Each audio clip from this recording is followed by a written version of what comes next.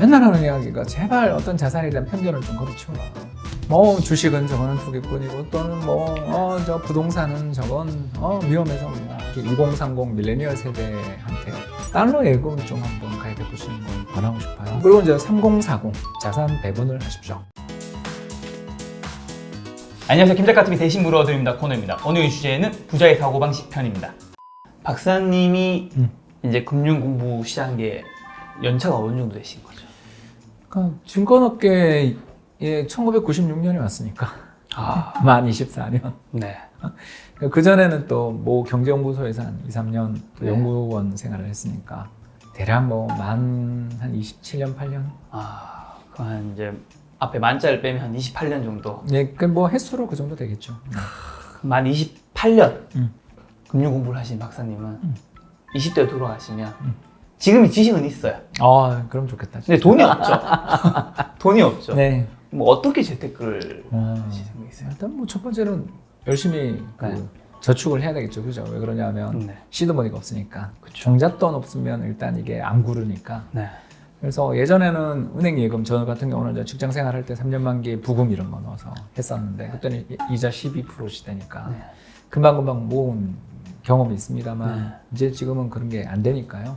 저라면 우리 이 방송을 들으시는 특히 2030 밀레니얼 세대한테 꼭 해주고 싶은 이야기가 달러 예금 좀 한번 가입해 보시는 걸 권하고 싶어요. 일단 우리나라 예금 자체가 워낙 제로금리입니다.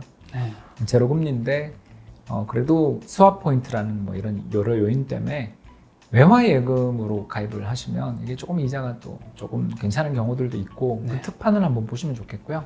특히 외국계 은행들 가서 보시면 좋습니다. 국내 은행들도 나쁘지 않은 이벤트들이 있고요. 그리고 이런 외화 예금 이야기를 제가 왜 하냐면 환율 상승할 때 국내 자산 가격이 빠집니다. 이번에는 주식이 폭락했죠. 우리 1,300원 갈 때 환율 한미 통화 수합 해주기 전에 환율 1,300원 갈 때 종합주가 지수 그때 1,500, 1,400대였잖아요. 네, 그 뒤로 이제 다 반전했죠. 또 2016년 혹시 기억나실지 모르겠습니다만 그때 국제유가 20불 가고 그때도 또 20불 갔거든요. 그리고 또 브렉시트다가 트럼프 당선 이런 일이 있었던 시기가 2016년인데 그때 환율이 달러에 대해서 또 1,300원 또 갔습니다. 그때. 근데 그때는 어디가 제일 싸냐면 주식은 그때 별로 안 빠졌고요. 부동산이 제일 쌌습니다. 지금 생각해 보니까 2015, 16년에 서울에도 미분양이 아파트들이 당장 공덕동의 아파트에 미분양이 있어서 줍줍 해가면 되던 시절이 그때 있었습니다. 그런 것처럼 환율 급등할 때는 주식이나 부동산 중에 하나가 좀 흔들리는 경우들이 있다. 그리고 그 이전으로 또 가면 2011년에 유럽 재정위기 때 또 환율 1,300원 갔거든요. 그때는 또 주식이 또 1,500포인트 갔습니다. 이런 식으로 주식이나 부동산 중에 하나는 흔들려요. 근데 그때 우리가 돈이 없어요. 이게 문제예요. 우리나라의 문제는 종합주가 지수 1,500 갔을 때 그때 현금이 있으면 사면 되는데 삼성전자 3만 원대 가는데 사면 되는데 못 사잖아요. 왜? 이미 다 투자해서 어디 물려 있거나 어디 돈이 묶여 있잖아요. 그렇기 때문에 투자를 못 하거든요. 그런데 이 밀레니얼 세대 20대라면 제가 이제 이 지식을 가지고 20대로 돌아가서 막 직장 생활을 시작하고 있다면 달러 예금을 계속 붓고 있었을 테니까 달러 예금의 환율이야 1,000원에 들어갔을 수도 있고 1,100원에 들어갈 수도 있고 이제 1,200원도 있었겠지만 또 달러를 쭉 가지고 있으면 거기서 환차익을 일단 보고 왜냐면 환율 급등할 때 경제 위기의 시기에 이번에 이제 주식을 샀겠죠. 그렇죠. 그런 식으로 대응을 하면 된다라는 거고요. 두 번째 하고 싶은 거는 그때로 돌아간다면 그러니까 20대로 제가 돌아간다면 경매 학원을 다니겠다. 그런 생각을 참 많이 합니다. 경매. 그러니까 지금은 경매가 별로 안 좋습니다. 인정합니다. 최근에 집값이 이렇게 오르고 있는데 무슨 경매입니까? 경매가 좀 확률이 낮아요. 그러나 작년 3월로 한번 돌아가 보십시오. 2019년 3월. 그때 무슨 일이 있었냐면 주택시장 서울의 아파트 경락률이 80% 초반까지 갔습니다. 경락률이 뭐냐 하면 감정평가사들이 이 집이 얼마야? 이렇게 평가하는 거죠. 그 가격 대비 얼마에 낙찰됐냐를 보는 겁니다. 그래서 살펴보면 대략 요새는 100% 이상에서 낙찰됩니다. 왜냐하면 감정평가액은 좀 보수적으로 하시니까 10억짜리 집이다 그러면 예를 들면 9억 5천 정도에 감정평가를 하면 그러면 9억 7천에 사면 시가보다 3천에 싸게 샀지만 경락률로 보면 한 104%, 103%로 산 거죠. 그래서 요새는 대부분 100%가 넘어요. 근데 그때 2019년 3월에 경락률이 80%였습니다. 뭘 뜻합니까? 자, 서울의 아파트가 평균값이 중간값이 9억이고 전세 5억이라는 거 잊지 마세요. 네. 여기서 시작합니다. 자, 9억짜리 아파트가 그죠? 경매 평가하는데 감정 평가하는데 한 8억 후반에 나왔겠죠. 네. 그렇죠. 이거를 80%에 산 거예요. 8864. 네. 한 7억 안 되게 산 거죠. 네. 그런데 지금 전세가 얼마라고요? 서울의 기준 평균 전세가 얼마라고? 5억 초반이잖아요. 네. 이게 무슨 말인지 아시겠어요? 1억 후반이나 뭐 다른 여러 비용을 쳐도 2억. 2억 안쪽에서 산 거죠. 얼마에 샀다? 이 시장의 중간값 아파트, 9억 3천짜리 아파트를 20% 싸게 거기다 감정평가액도 조금 싸니까 사실 시가보다 2억. 거의 한 2억 가까이 싸게 사는데 그 돈이 전세를 바로 넣으면 되니까 내 돈 돈이 2억밖에 안 들어갔네요. 2억도 안 들어갔겠죠 아마. 네. 여러분 이게 경매의 좋은 점입니다. 그러니까 우리가 주식 투자를 함에 있어서 안전 마진 이야기 되게 많이 하잖아요. 네. 10만 원 정도의 가치를 가지고 있는 주식이 7만 원, 6만 원 갈 때 6만 원을 사면 이게 5만 원 갔다가 3만 원 갈 수도 있지만 이 내재 가치가 10만 원인 주식을 사게 된다면 이 마진이 존재하기 때문에 싸게 샀기 때문에 버틸 수 있고 결국 그 마진을 회복하는 시기들이 오면 어마어마한 성과를 낼 수 있다라고 우리가 주장을 하는 것처럼 네. 이 경매라는 것들이 어떨 때 그렇게 갑자기 패닉을 일으키는가 뭐 80% 어떨 때는 외환위기 때 60%대까지 내려갔었습니다. 그런 일들이 벌어지는 이유는 경매 물건이 일단 많이 쏟아지고 사업하다가 어려움을 겪으신 분들 뭐 문제가 생기신 분들이 이자를 못 내고 나오는 물량이 많고 네. 두 번째는 이제 또 아까 참 안타까운 이야기지만 영끌까지 끌어서 레버리지를 영끌 하신 분들 중에 백도 한 번만 나와도 이 갑자기 잘못되는 수가 그렇죠. 그런 일은 없어야 되는데 만에 하나 생기는 경우에 되게 어려움을 겪잖아요. 네. 이렇게 되는 물량들이 나오기 시작하면 경매를 받으려는 분들이 조금만 더 기다리면 더 싼 물건이 나올 것 같으니까 또 안 사고 이러면서 이 변동성이 굉장히 커요. 2016년 경매 시장을 갔다고 생각해 보십시오. 지금 생각해보면 물반 고기반입니다.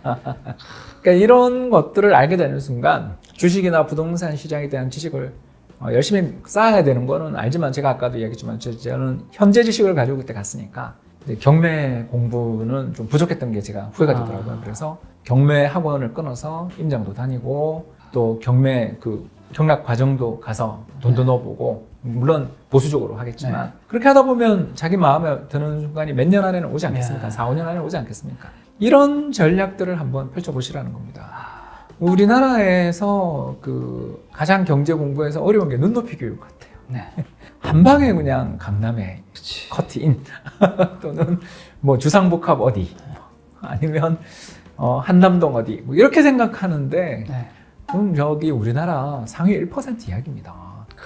그렇지 않으니까 재테크를 처음 시작하는 흑수저 입장에서 저도 뭐 특히 서울의 사글세라고 옛날에 불렀죠. 월세방에 반지하에서 시작했거든요. 그런 입장에서 이야기를 드리자면 어떻게든 돈을 열심히 모으는 게 첫 번째. 소비를 좀 절약해서 모아서 그 돈을 외화예금에 달러를 갖고 있다가 환율 급등하는 시기에 경매가 좋으면 부동산이 좋으면 경매라든가 또는 뭐 그런 데로 가고 아니면 주식이 좋으면 주식이 급락했으면 주식 쪽에서 공부한 걸 지식을 살려서 투자를 하면 이게 10년에 한 3번 정도 그런 일이 있었다라는 걸 지금 벌써 느끼셨잖아요. 그죠? 2020년 한 번, 그죠? 16년 한 번, 11년 한 번 있었죠. 지난 10년 사이에 벌써 3번 있었어요. 이런 환율 1,300원 갔다가 또 1,000원 왔다 하는 게 3번 있거든요. 이렇게 환율이라는 게 300원 움직이는 게 3번씩 있어요. 이러면 이때 2번은 주식이 좋았고 1번은 부동산이 좋았잖아요. 그때 많이 빠진 거 사면 돼요. 근데 이제 주식은 제가 지식을 지금 갖고 있으니까 경매 공부하겠다. 약간 그런 말씀을 드린 거죠. 이게 1,300에서 1,000원으로 빠졌다는 거는 30% 빠졌다는 거잖아요. 그렇죠. 한마디로 그 30% 빠졌을 때 사면 엄청 좋죠. 오라가면 내가 그만큼 이득이 되는 거고 어마어마하게 이득이 되겠죠. 그때 부동산이 떨어졌거나 주식이 떨어졌거나 그때 들어가면 양쪽에서 다 양쪽에서 환차익과 급매물을 잡는. 그럼 앞으로도 경매 쪽에서 이런 것들 잘하는 것들이 지금은 영 재미없지만 좀... 3년, 5년을 보자는 거죠. 왜? 20대니까 나는. 2019년 같은 장이 떠올지 않는다는 보장이 없잖아요. 지금은 뭐 굉장히 뜨겁습니다. 그 고민들을 많이 하잖아요, 다들.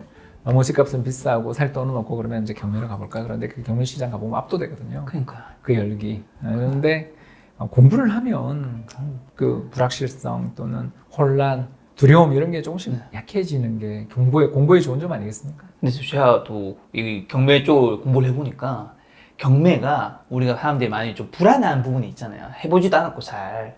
근데 경매가 오히려 일반적인 매매보다 더 안전하다면서요. 그러니까요. 두 가지가 있어서 그런 거죠. 첫 번째가 아까 감정평가사들이 얼마다 이렇게 해주죠. 그리고 두 번째가 싸게 사잖아요. 아무튼 간에. 그렇죠. 우리가 뭐 비싼 가격에 넣으면 어쩔 수 없는 거지만 공부 열심히 해서 좋은 가격에 또 명도 문제에 대해서 걱정 많이 하시는데 돈을 쓰시면 됩니다, 여러분. 그렇죠. 이게 또 다 법원에서 진행한 거잖아요. 예, 그것도 그렇고 싸게 사면 내 마음의 여유가 생기는데 그 지금 명도 잘 안 되고 하는 게 다 그분이 돈이 없어서 생기는 문제니까. 그렇죠. 그분한테 돈도 좀 드리고 좋게 할 수 있는 여지들이 생기는 거고. 맞아. 명도가 잘 안 되는 게 빡빡하게 사서 그런 거거든요.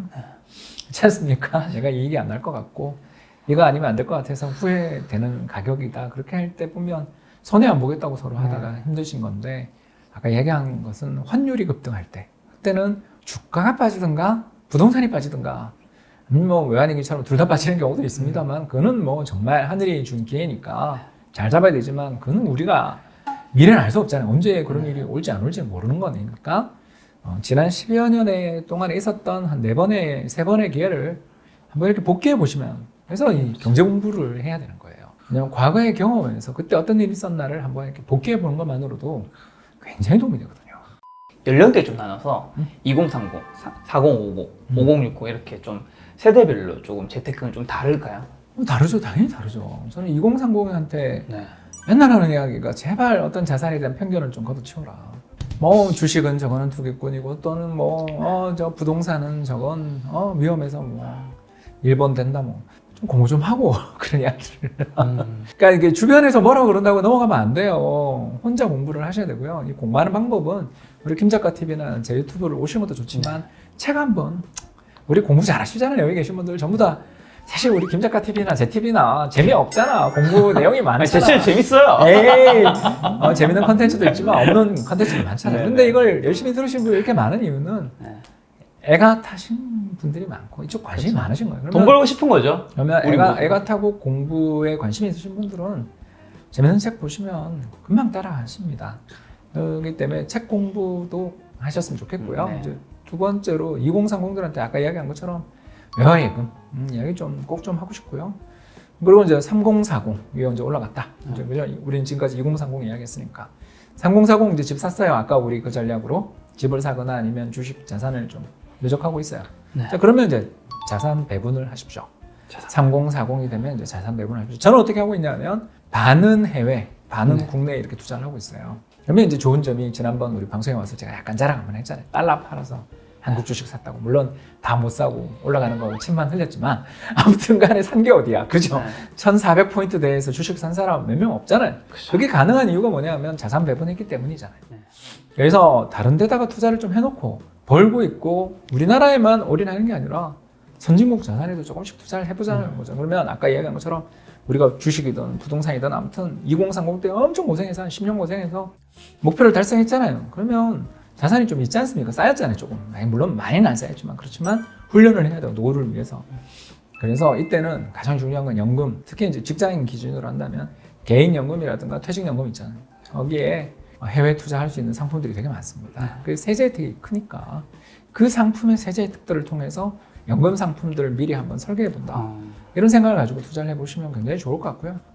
마지막으로 이제 5060 제 또래인데 제가 이제 50대 초반이니까 5060들 입장에서 모험적인 창업은 일단 좀 조심하자. 저도 뭐 법인 사업자입니다만 법인을 차렸습니다만 이거 순전히 강의하려고 강의 사업이랑 동영상 찍으려고 하는 거고요. 사업은 정말 저도 지금 한 1년 가까이 하고 있습니다만 되게 어려운 거고요. 어떤 사업이나 창업에 대해서 생각을 하고 계시다면 일단 그 업체 가서 그 일을 같이 먼저 해보고 사업을 하라는 말들을 주변에 대단히 많이 하시는 것 같고 성공한 것처럼 보이시던 분이 갑자기 어려움을 겪고 신문에 나오는 거 보고 제가 되게 마음이 아픈 적도 있었어요, 최근에. 그런 거 보면 창업이라는 거에 대한 관심들을 가지는 것도 좋지만 일단 창업이잖아요. 먼저 한번 가서 일을 해보는 몇 달이라도 일을 해보는 자세가 좋고 두 번째 나이가 많을수록 여유 자금의 상당 부분은 달러로 가져가시는 게 마음 편하다. 왜? 이번에 보셨잖아요. 2020년 3월에 우리 봤잖아요. 그래서 너무 안전하다라는 맹신을 갖지 마시고요. 달러 자산 좀 가지고 계시면 좋을 것 같고 달러 자산 속에서도 특히 이제 공부를 뭘 하셔야 되냐면 채권 공부를 많이 하셔야 된다. 나이가 들면 안 깨먹는 게 정말 중요하거든요. 그래서 미국 국채 금리 너무 낮으니까 최근에 저는 관심을 많이 가지고 있는 건 미국 리츠랑 그리고 더 나아가서 미국 회사채 펀드를 상당히 관심을 가지고 좀 투자도 조금씩 하려고 그러고 있습니다. 여러분들도 함께 공부해 보시고요. 또 이런 쪽에 달러 자산들은 위기에 강하다. 그거 굉장히 나이 드신 분들한테 도움되는 전략이죠. 그렇기 때문에 이제 30, 40대들이야 뭐 자산 배분 초기니까 열심히 모아 나가면서 불입하면 되는데 5060은 깨먹으면 큰일 나니까 그쪽에서 좀 관심 가져주시고 마지막으로 임대 사업에 대해서 공부를 많이 하고 계시다면 부디 좀 발 좀 많이 팔아야 돼요. 제가 진짜 꼬마 빌딩이나 이런 거 거래하시는 분들을 좀 최근에 좀 뵙고 또 네. 그쪽 전문가분들을 뵀는데 빌딩을 산다는 것 자체에 너무 목적을 두시는 경향이 좀 있다. 근데 이게 가격이 지금은 계속 올라왔었는데 앞으로도 그럴 것인가에 대한 어떤 좀 입지 분석과 이런 또 그 계단 청소를 당신이 하셔야 될 수도 있다라는 거. 엘리베이터 없는 건물들 생각해보면 많거든요. 그러니까 그런 것들을 내가 해낼 수 있는가에 대한 관심들 가지고 실전, 그러니까 다른 업을 할 때는 겸손해져야 되고 가서 봐야 되고 발을 팔아야 된다는 건 좀 말씀을 드리고 싶었습니다.